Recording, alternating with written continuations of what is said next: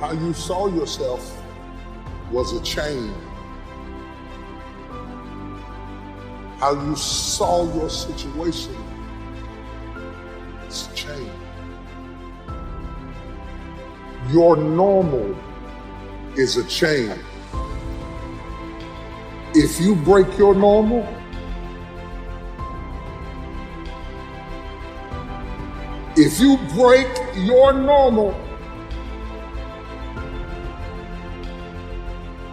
all your life you've been fighting with yourself,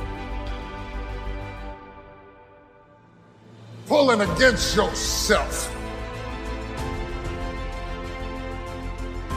sabotaging yourself. You could have been there a long time ago. But your normal became your warden. It tied your hands and your feet, your creativity and your talent. Every chain that limited you. Some people don't know you're limited because you made it good with that crutch. It's time to figure out whatever majority is doing, I'm gonna find myself doing the opposite. And the only way to change it is make sure you ain't doing the same thing every day of your life. See, some people listen, but when you really want to change, you must hear. The reason why we keep going backwards is because we're afraid of tomorrow. But we can't get to tomorrow because we must deal with today. I'm not here to make you feel bad. The one thing about life is that when you feel like, man, I'm missing out, the question is, how do you respond? We're humans. You're going to make mistakes. The question is, do you bounce back from those mistakes? My ability to correct my mistakes is what's important. So it's not about a degree. It's the ability to correct my mistakes. Don't despise small beginnings. Because the only reason I'm here, the only reason we're here today is because of our yesterday. Before anything great is really achieved, your comfort zone must be disturbed. You must be able to seat yourself out of the situation that you may have been in. If you can't imagine yourself being out of the hood, you'll keep going back to the hood. So what's the goal? What's the vision? You envisioned something, you got clear about it, and then you started thinking about all the reasons why you wanted it. You got excited about it. Said, this is what's next for me now. I want this. You may have dreamed about it, thought about it, talked about it. But when you focus on something continuously, something magical happens. You get insights, don't you? You overhear a conversation and you hear something you wouldn't have heard if you didn't have that outcome or goal that you wanted so badly. You decided there's something you wanted so bad that you unleashed all your desire. You became obsessed with it. Not because you hope, because you decide. In spite of all the things you have been through, and in spite of all the things you have failed to do, and in spite of all the things that were done to you, and in spite of all the people who tried to cancel you out, you will never, ever, ever be the same again. So no matter what you say to me, no matter what you say I cannot do, no matter what you say I will not do, I must do. I have to do. I am king. I live as king. I walk as king. I will do. I will stand. I will put both of my feet in the ground. I'm gonna be the best me. I'm gonna do all I can do, even if it risks you hating me. I'm going for it. No matter what you've ever been through, you had to go through it to get right here. Could you categorize where they may need help into some simple steps? And I said, I think I can. And here's what I came up with, the 5 major pieces to the life puzzle. If we all need some help, here's probably where it's going to fall, in one of these 5 pieces. And I'm sure you can guess what they are. Number 1's philosophy. Philosophy is simply what you know. Now, to correct a couple of old cliches, what you don't know will hurt you. And to correct another one, ignorance is not bliss. Oh, it's so important to have the correct philosophy. It's so important to know. Philosophy sets the course of your life. It is the major piece in the 5 major pieces of the life puzzle. This is called major. Now, some things are minor, some things don't affect your life that much, but here are 5 areas that affect our life immensely. Philosophy, is simply what you know. So it's important to know. I'm telling the kids these days, make sure you get the information while you're here. I'm talking to the Newport Harbor high school kids in some lectures last year and this year. And my encouragement is, make sure you get all the information while you're here. I know it's laborious. I know it isn't easy to read the books and take the classes and try to get good grades. But hey, while you're here, gather it all up. Because there's nothing worse than being stupid, right? Being broke is bad, but being stupid is what's awful. And what's really bad is being broke and stupid, right? There's nothing much worse than that. Unless you're sick, broke, and stupid, right? We would call that the ultimate low. I don't know anything much worse than that. Well, maybe one more. Ugly, sick, broke, and stupid.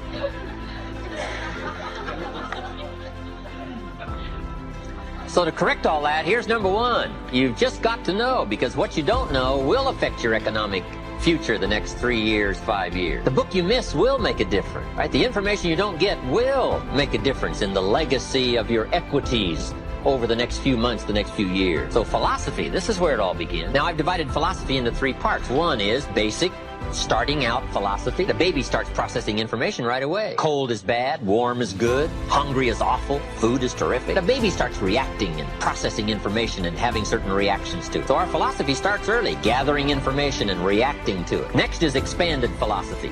At least enough philosophy to be gainfully employed and offer a value to society and find your place in the marketplace. You know, be a reasonable, decent human being. Expanded philosophy. But now how do you become wealthy and powerful and sophisticated, influential and unique? Simple word, refined philosophy. The refinement of philosophy. The extra studies and the extra books and the extra classes and the extra thinking, the extra pondering, the extra give and take of testing ideas and debate and discussion. That's where the extra life comes from, is in the dimensions of refined philosophy, the extra thinking.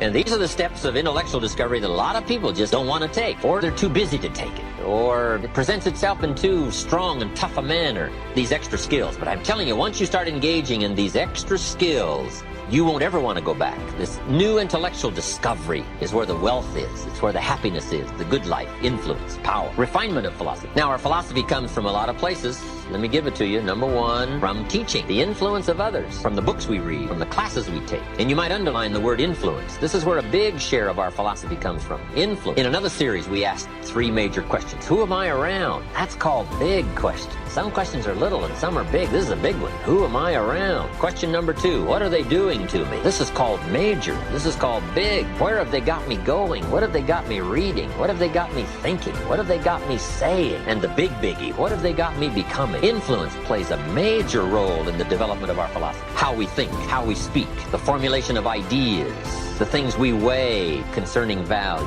All of this is so important. What we know, the mind, thinking, processing ideas and information. Ideas are simply information taking form. But this whole process of mind and thinking and knowing and processing ideas and information, this is so important because it determines the major piece of the 5 pieces of the life puzzle, philosophy. Now, we do something very important with what we know. We weigh it. We put it on our mental scales and we weigh it. And I don't know, we may give it a number from 1 to 10. Probably not consciously. But if we hear something and we come into possession of some information and we give it a 10, we'll probably act on it right away. If we give it a 1, we'll probably let it slide. If it's important, we'll do something about it. If we don't think it's important, we'll probably let it go. But it's so important to evaluate. A key word we learn in leadership skill training, perception. Trying to find value in something. Where is the value? How valuable is it? How important is it? Is there something here that I can't see at first glance?